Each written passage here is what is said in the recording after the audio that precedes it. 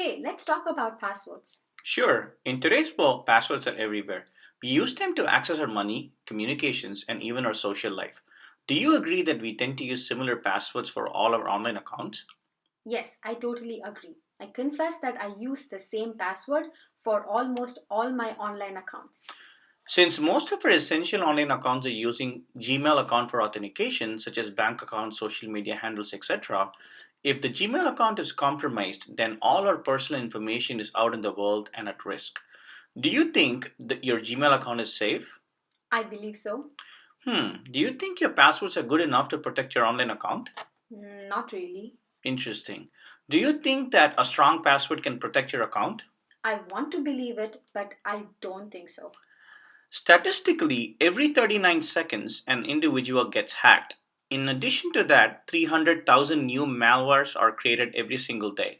Reports state that over 1.4 billion passwords are stolen so far. Can you believe this? Wow, that's scary. So, if your passwords were impossible to protect on their own, what do we do? That's $1 million question. So that's where two factor authentication comes in. Have you ever heard of two factor authentication? Yes, I have.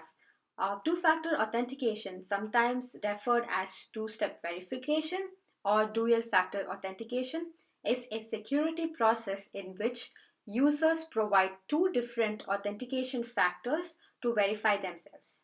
Great, that's right. Two factor authentication actually has two factors: the thing you know, like your password, the thing you have, like your phone or fingerprint. Do you know what are the three factors of 2FA? Sure, so the first one is the knowledge factor, which is your password, then the possession factors, such as your phone, and then the inheritance factor, such as your biometric. Let's take a look at an example of two factor authentication. Absolutely. So the picture, as you see in the screen, demonstrates an example of two-factor authentication where the user signs in using the username and password, and then upon receiving a one-time password on their phone, the user enters a one-time password to authenticate to their account. That was extremely helpful. Can you walk me through the steps on how to set up two factor authentication for Gmail account? Sure. Click on your profile picture in the upper right corner and click on Manage your Google account. Once you log in the next window, click on the Security tab on the left hand side of the page. At the bottom of the security page, click on the Off button next to the two-step verification to switch on two-factor authentication. On the next window, click on Get Started and sign into your account with your password and click on the Next button. On the next window, for Android users, choose your desired device from the list of available devices and click on the Continue button. For iPhone users, you need to use the Google app and sign in.